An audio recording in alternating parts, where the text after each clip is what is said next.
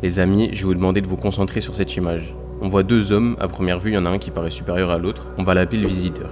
Et du coup, l'autre, on va l'appeler le visité. Et regardez, le visiteur pointe du doigt le visité. Bon, jusqu'ici, vous comprenez rien et c'est normal. L'image paraît anodine, mais elle cache une histoire bien plus profonde et bien plus sombre. Dans ce journal, on parlera d'une drôle d'histoire de village africain, près de Nantes, sur la commune de Port-Saint-Père. Ce que vous êtes en train de regarder, c'est l'ouverture du dernier zoo humain en France. Un zoo humain, aussi appelé exposition ethnographique, pour vous expliquer, c'est comme un zoo, mais avec des humains. Je pense que je vous en ai déjà assez dit pour que vous soyez choqués, mais je vous laisse deviner en quelle année on est quand ce zoo ouvre. Vous savez pas? Eh ben ce zoo humain qu'ils ont appelé le village Bamboula, en référence à une marque de gâteau, fait son ouverture en 1994. Alors la bamboula à la base c'était une danse qui venait d'Afrique de l'Ouest, mais comme vous le savez c'est devenu un terme raciste qui découle de la colonisation, au même titre que le N-word ou le B-word par exemple. Et donc ce mot il a été utilisé par la marque de gâteau Saint-Michel, et ils ont fait tout un storytelling avec leur gâteau, avec donc ce garçon noir qu'ils ont appelé Bamboula, qui vit dans un village qui s'appelle Bambouland, jusqu'à avoir l'idée de fusionner avec un zoo à Nantes pour en faire un zoo humain à l'image de leur marque. Dans ce zoo il y avait 25 Ivoiriens qui travaillaient 7 jours sur 7, dont des femmes et des enfants qui n'étaient pas en contact avec leurs parents, qui n'étaient pas scolarisés, les femmes elles étaient obligées de danser seins nus, elles étaient parfois violées pendant la nuit, ah oui parce que bien sûr ils dormaient dans le parc, c'était hors de question de leur prendre un hôtel, et quand certains tombaient malades, ils étaient pas soignés par un médecin mais par le vétérinaire du parc. Oui, comme si c'était des animaux. Alors sur le papier, une exposition ethnographique, ça sert à étudier les différentes cultures en mettant en avant leur mode de vie et leurs traditions. Mais derrière ça, il y avait surtout une dimension raciste et colonialiste. Car oui, s'il y a un visité, bah il y a un visiteur. Et donc le message derrière ça, c'est que le visiteur domine le visité. Donc ces expositions ethnographiques servaient à justifier la supériorité supposée des Européens sur les peuples colonisés. Elles présentaient les populations non européennes, donc là en l'occurrence c'était les Ivoiriens, comme des sauvages, voire même des animaux. Imaginez aujourd'hui qu'on vous emmène dans un parc et on vous montre des petits hommes verts. Si on vous dit que ces petits hommes verts sont sauvages et qu'il faut faire attention, il ne faut pas s'approcher d'eux, et bien le jour que vous allez voir au détour d'un chemin une famille de petits hommes verts, vous allez avoir peur. Et bien c'est ça le racisme. J'ai sûrement des abonnés qui habitent à Paris, vous avez peut-être déjà fréquenté le jardin d'acclimatation. C'est beau, c'est sympa, mais est-ce que vous savez que c'était aussi un zoo humain entre 1887 et 1931? Car oui, le zoo humain du village de Bamboula, c'était le dernier, mais c'était pas le premier. Par exemple, aux États-Unis, dans le Bronx, il y a eu le cas d'Ota Benga, un pygmée congolais qui a été exposé dans une cage avec des singes au zoo du Bronx. Ou le cas de Sarji Bartman, une femme d'Afrique du Sud qui a été exhibée en France sous le nom de la Vénus Hottentote pour ses fesses volumineuses. Et après sa mort, ils ont conservé ses organes génitaux au musée de l'homme. Et les amis, sachez que ce que vous venez de voir, c'est pas des accidents de l'histoire. Ça a été qu'un moyen parmi tant d'autres pour l'Occident d'imposer sa vision des choses et de se montrer supérieur, de rabaisser les modes de vie, les traditions, les religions des autres cultures et se présenter comme un modèle supérieur en imposant sa vision des choses et son mode de vie. Comment ? Bah par exemple avec le cinéma. Bah ouais les gars, Hollywood ça a été une machine à propagande. Bah ouais, dans le film, le musulman c'est un terroriste dangereux, le noir c'est un gangster, une racaille, et le blanc c'est le héros, c'est le modèle. Bon, et là vous allez me dire ouais mais Neil t'abuses. Bah je vais vous donner des exemples concrets. Le film True Lies, les méchants sont des terroristes arabes appelés Crimson Jihad. American Sniper, le film glorifie un soldat américain qui tue des Irakiens. La série Homeland, série où l'islam est systématiquement associé au terrorisme. Indiana Jones, les arabes et les africains ils sont représentés comme des indigènes arriérés. Tarzan, un blanc élevé dans la jungle devint supérieur aux Africains. Je peux aussi vous parler d'Aladin, James Bond ou Sex and the City qui sont des films qui sexualisent la femme arabe et qui la montrent comme un objet exotique. Ou carrément des films qui réécrivent l'histoire comme Gladiator. Rome est montré comme un empire noble alors qu'il était aussi brutal que les autres civilisations. Il y a aussi 300, Exodus, Argo, il y a plein d'exemples de films qui réécrivent l'histoire pour glorifier l'Occident. Et par exemple dans la série Elite, qui est une série Netflix, le personnage de Nadja Shana qui finit par enlever son voile au fil des saisons, et la série associe directement le fait d'enlever son voile à une libération, comme si porter le hijab était forcément un signe d'oppression. Ah oui, parce que parmi les mensonges de l'Occident, ils ont réussi à faire croire aux femmes que se mettre à poil c'est être libre, et que de se préserver c'est être oppressé. Et le fait que montrer son corps soit synonyme de liberté, ça profite à qui? Les hommes ou les femmes? Et est-ce qu'ils ont utilisé d'autres méthodes? Oui. Lesquelles? La force. Laissez passer nos sœurs musulmanes qui arrivent. Là, on est en 1958. On est en pleine guerre d'Algérie et cette femme algérienne se fait retirer son voile de force par les autorités coloniales françaises. Et tout ça diffusé en direct à la télévision française. Il faut savoir que le viol et les violences sexuelles étaient massivement utilisés par l'armée française pour terroriser la population algérienne. Et ça, les gars, c'est des choses qu'il faut connaître parce que ça a eu un impact sur des conflits qui existent encore aujourd'hui. La tension ne retombe pas entre Paris et Alger près de 60 ans après la fin de la colonisation. Voir des hommes enceintes, c'est ça qu'ils appellent le progressisme. Sur l'Afrique, leur seule richesse serait le fromage et le vin. Vous l'avez compris, la chose qui opprimait ces femmes, c'est pas le voile, c'est la colonisation française.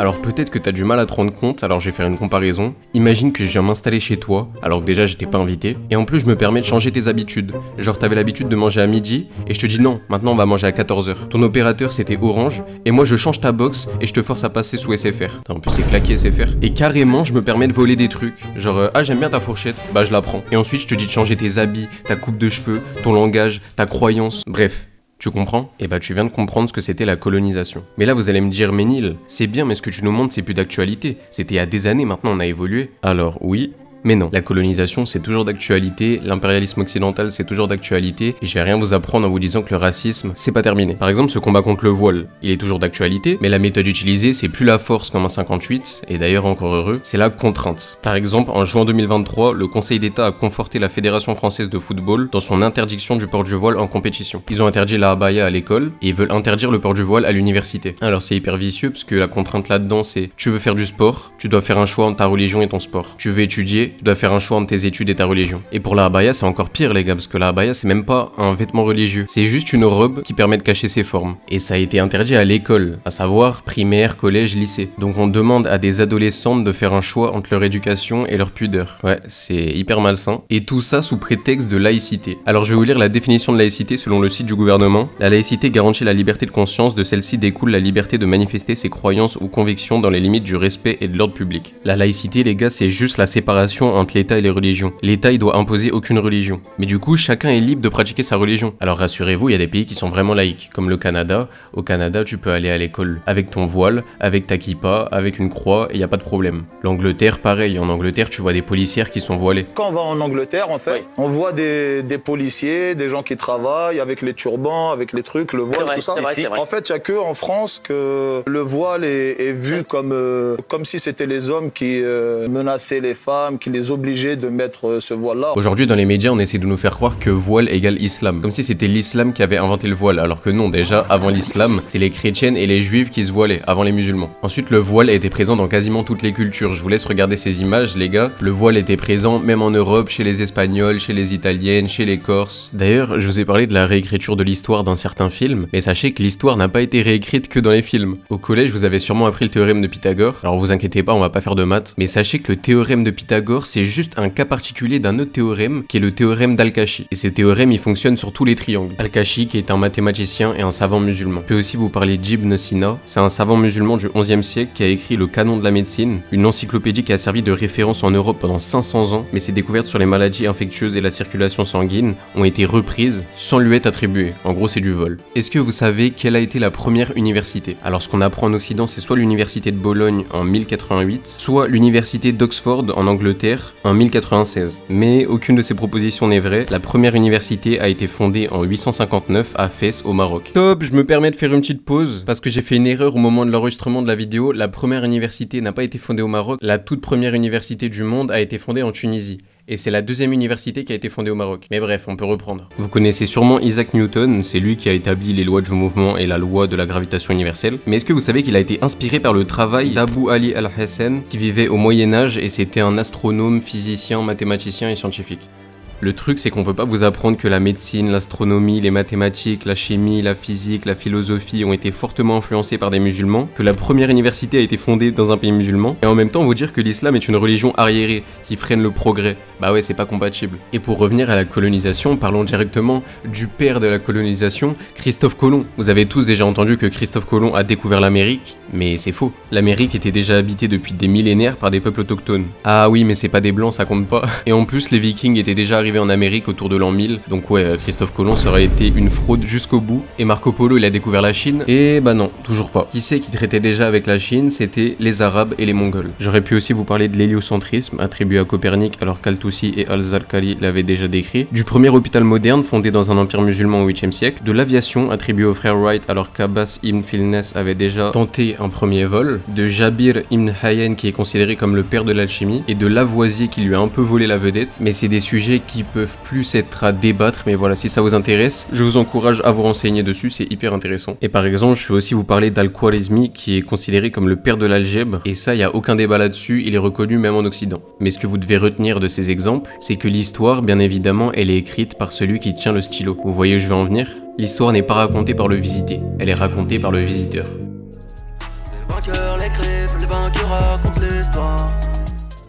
Ce complexe du visiteur ne s'est pas arrêté au livre d'histoire, il continue aujourd'hui sous d'autres formes. Ceux qui ont imposé leurs valeurs et leur vision des choses aux autres hier continuent de le faire aujourd'hui, en expliquant aux populations qu'elles doivent évoluer, s'émanciper, abandonner leurs traditions, leurs croyances. C'est pour ça que quand un pays occidental impose sa vision dans un autre pays, c'est du développement, mais quand un pays non occidental impose ses propres règles, c'est du totalitarisme. Et là vous allez me dire, mais Neil, en fait ce complexe du visiteur, c'est ça qui a créé le racisme. Et bah vous avez tout compris, le complexe du visiteur c'est la racine du racisme. Cette image du visiteur qui pointe du doigt le visité en disant que comme il est différent, il est bizarre, il est sauvage, il est dangereux, bah malheureusement c'est une image qui existe encore aujourd'hui. Aujourd'hui on retrouve ce complexe du visiteur même dans des choses qui peuvent vous paraître anodines. Par exemple, est-ce que vous avez déjà imité l'accent africain? Là certains vont me dire, mais Neil c'est pas raciste, si je fais l'accent italien c'est pas du racisme, si je fais l'accent espagnol c'est pas du racisme, donc pourquoi si je ferais l'accent africain ça serait du racisme? Tout simplement parce que l'accent africain n'existe pas. Vous connaissez la taille de l'Afrique? Vous savez le nombre de peuples qu'il y a en Afrique? Donc le nombre de langues différentes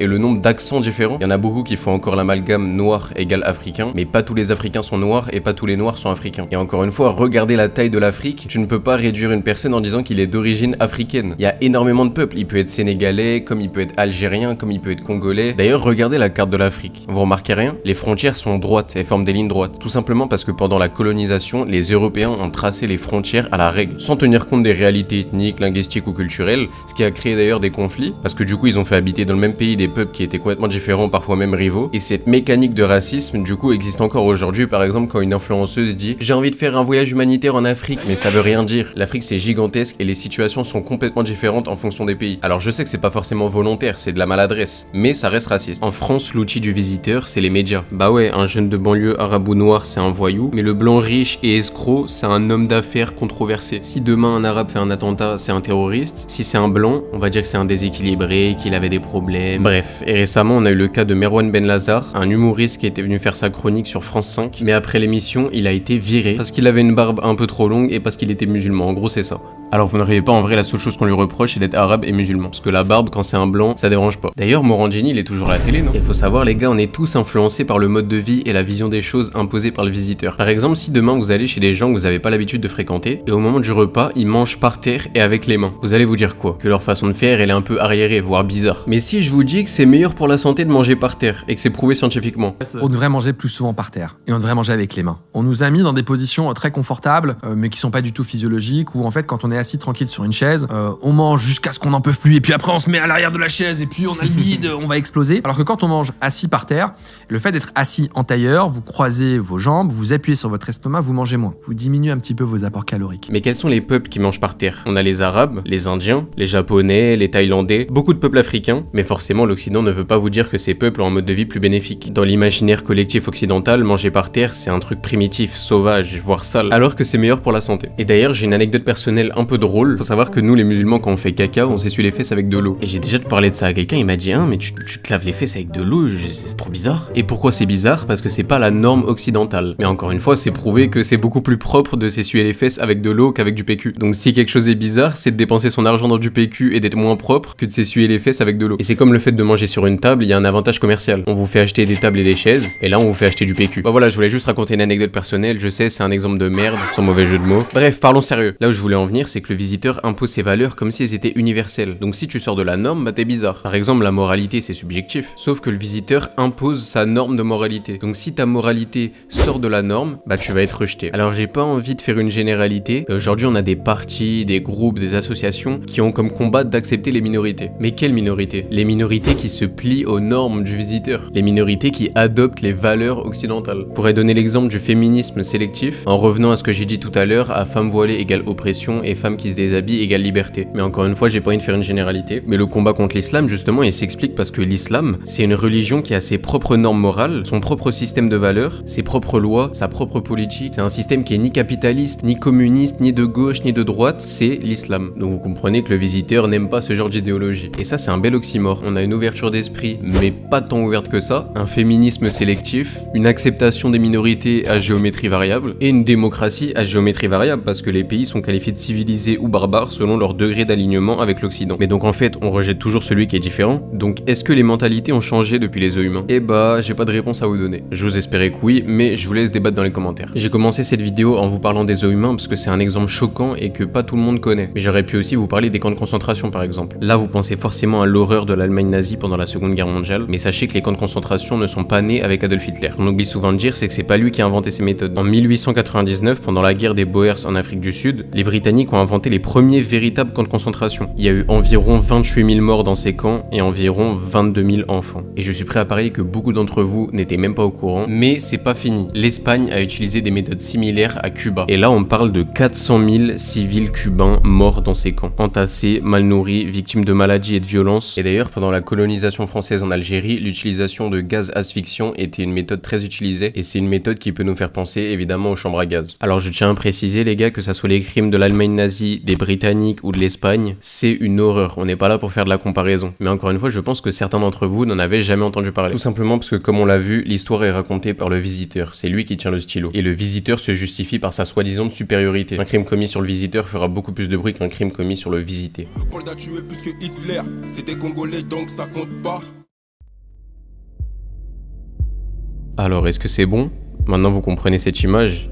Vous avez même sûrement compris encore plus de choses que cette image. Peut-être que vous avez compris que c'est pas la différence en elle-même qui a créé le racisme, c'est à partir du moment où on a créé des hiérarchies. Le racisme n'est pas né de la couleur, mais du pouvoir. Et je pense qu'avec le monde dans lequel on vit en 2025, c'est très important, voire impératif de savoir tout ça et de comprendre. C'est pour ça que j'ai fait cette vidéo. Aujourd'hui, on voit de plus en plus de haine, de discrimination, que ça soit sur les réseaux, à la télé ou même dehors. Si je peux me servir de cette vidéo pour faire passer un message, apprenez à vivre avec les autres, apprenez à accepter les différences des autres. Le fait d'imposer sa vision des choses, le fait de croire qu'on est supérieur parce que l'autre est différent, c'est ça le complexe du visiteur. Dans ce journal, on parlera d'une drôle d'histoire. L'islam est un grand danger. Les civils à Gaza sont autant responsables Nous que les membres du Hamas et du djihad islamique. Le nombre de musulmans qui sont en Europe.